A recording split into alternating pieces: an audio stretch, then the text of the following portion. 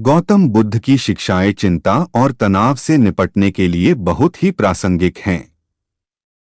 यहाँ पर एक प्रेरणादायक कहानी प्रस्तुत की जा रही है, जिसमें ध्यान और शांति के माध्यम से चिंता को पराजित करने की प्रक्रिया को दर्शाया गया है।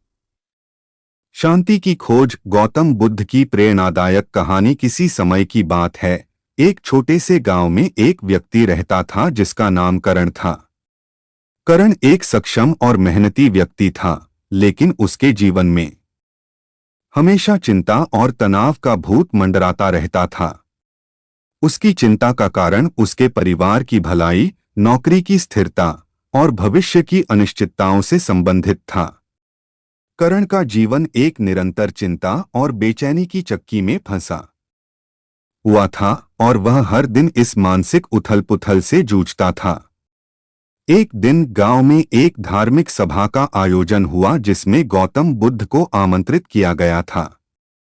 गांव के लोग इस अवसर का लाभ उठाना चाहते थे और बुद्ध की शिक्षाओं से लाभ प्राप्त करने के लिए उत्सुक थे।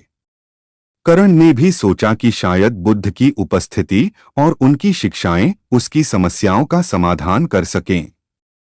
सभा में पहुंचकर करण ने बुद्ध को देखा, जो शांति और साधना की मुद्रा में बैठे हुए थे। बुद्ध के सामने बैठते ही करण ने देखा कि वे न केवल शांति में थे, बल्कि उनका आत्मालोक भी सबके दिलों को छू रहा था। सभा के दौरान बुद्ध ने एक महत्वपूर्ण उपदेश दिया। चिंता और तनाव से मुक्ति पाने के लिए हमें अपने मन की समझ को बढ़ाना होगा। जो चीजें हमारे नियंत्रण में नहीं हैं, उन पर चिंता करना व्यर्थ है। बुद्ध की ये बातें करण के दिल में गहराई से गूंज गईं। उसने सोचा कि वह हमेशा अपने भविष्य के बारे में चिंतित रहता था और यह उसकी मानसिक शांति को बर्बाद कर रहा था। बुद्ध की उपदेशों से प्रभावित होकर करण ने ठान लिया कि वह अपनी चिंता और तनाव से मुक्ति पाने के लिए ध्यान और साधना का अभ्यास करेगा। करण ने रोज सुबह उठकर ध्यान लगाना शुरू किया। उसने सरलता से शुरुआत की, गहरी सांसें लेना और अपने मन को शांत करने की कोशिश करना। शुरुआती दिनों में उसे यह अभ्यास कठिन लगा, लेकिन उसने हार नहीं मानी। धीरे धीरे उसने महसूस किया कि जब भी वह ध्यान करता है, उसके मन की चंचलता कम हो जाती है और वह अधिक शांत और केंद्रित महसूस करता है। हर दिन करण ने अपने ध्यान के अभ्यास को बढ़ाया और साथ ही साथ बुद्ध की शिक्षाओं को अपने जीवन में लागू करने की कोशिश की। उसने समझा कि चिंता से बचने के लिए उसे वर्तमान पल में जीना होगा और अपने मन की स्थिति को नियंत्रित करने की कला सीखनी होगी। वह जान गया था कि भविष्य की अनिश्चितताओं को नियंत्रित नहीं किया जा सकता, लेकिन वर्तमान क्षण में शांति और संतुलन बनाए रखना उसकी जिम्मेदारी है। समय के साथ करण ने अपने जीवन में बड़े बदलाव देखे।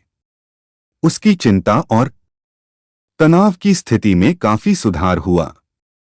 वह अब खुद को अधिक सशक्त और संतुलित महसूस करने लगा था। उसने महसूस किया कि बुद्ध की शिक्षाओं ने उसकी मानसिकता को बदलने में मदद की और उसे एक नया दृष्टिकोण प्रदान किया। एक दिन करण ने बुद्ध से मिलने का निर्णय लिया और उन्हें अपने अनुभवों के बारे में बताया। बुद्ध ने उसकी सुनवाई की और मुस्कुराते हुए कहा, तुम्हारी यात्रा बहुत प्रेरणादायक है। तुम्हें यह समझना होगा कि शांति और संतुलन की खोज एक निरंतर प्रक्रिया है। जीवन में आने वाली चुनौतियां और कठिनाइयां हमेशा रहेंगी, लेकिन तुम्हारा आत्मशांति और समझ की ओर बढ़ना ही सबसे महत्वपूर्ण है। करण ने बुद्ध की बातों को अपने जीवन में अपनाया और उसने समझा कि चिंता और तनाव को पराजित करने की कुंजी अपनी सोच और दृष्टिकोण में बदलाव करना है। वह अब हर दिन शांति और संतुलन का अनुभव करता था और दूसरों को भी इसी तरह की शांति प्राप्त करने के लिए प्रेरित करता था। निष्कर्ष, गौतम बुद्ध की शिक्षाएं चिंता और तनाव से निपटने के लिए एक अमूल्य मार्गदर्शिका प्रदान करती हैं।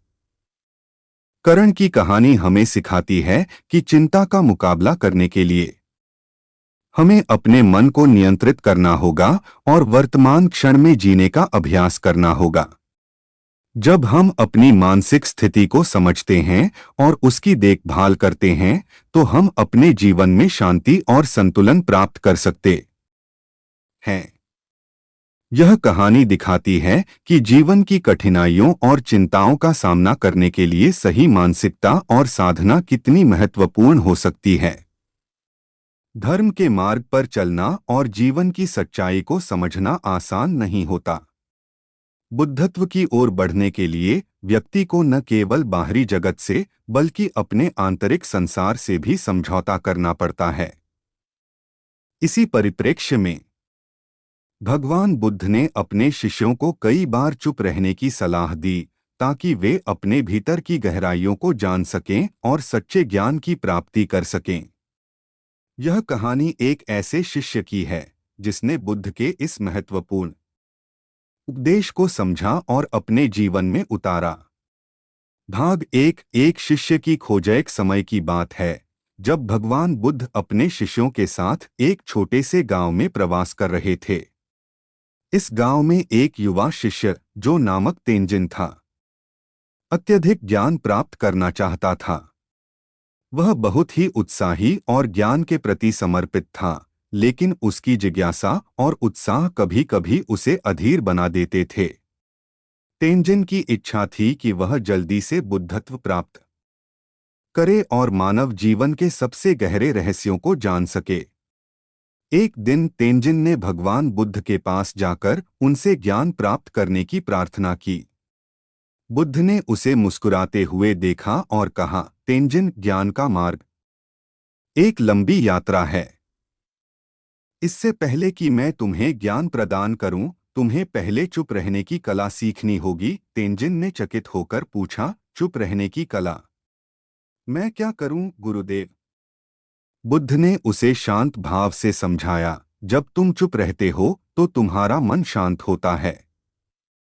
तुम्हारी आत्मा की गहराइयों को समझने के लिए तुम्हें अपनी वाणी को नियंत्रित करना होगा। यह तुम्हें आत्मज्ञान की ओर ले जाएगा। भाग 2 चुप रहने की साधना। तेंजिन ने बुद्ध के उपदेश को गंभीरता से लिया और उन्होंने चुप रहने की साधना शुरू की। शुरू में यह उसके लिए बहुत कठिन था। हर दिन वह अपनी जिंदगी के विभिन्न पहलुओं और समस्याओं पर सोचता और बात करता था। लेकिन बुद्ध के उपदेश को आत्मसात करने के बाद उसने यह समझना शुरू किया कि उसकी वाणी कितनी शक्ति रखती है और चुप रहने से उसकी आत्मा को कितनी शांति मिलती है। एक दिन तेंजिन ने देखा कि जब वह चुप रहता है तो उसका मन हल्का और शांत हो जाता है। वह अपने भीतर की आवाज सुन सकता था जो उसे आत्मसंतोष और गहरी समझ की ओर ले जाती थी। उसने अपने आसपास के लोगों को भी चुप रहने की सलाह दी और वे भी इस साधना के प्रभाव को महसूस करने लगे। भाग 3 चुप रहने की गहराई। तेंजिन ने यह भी महसूस किया कि चुप रहने का मतलब सिर्फ मौन रहना नहीं होता, बल्कि यह अपने भीतर की आवाज को सुनने की प्रक्रिया भी होती है। उसने देखा कि जब वह चुप रहता था तो उसके विचार और भावनाएं स्पष्ट रूप से प्रकट होती थीं। इस प्रक्रिया ने उसे आत्मज्ञान के निकट पहुंचाया और उसकी सोच को गहराई दी। एक दिन तेंजिन ने देखा कि उसके चुप रहने की साधना ने उसके मन को कितना शांत और संतुलित बना दिया है।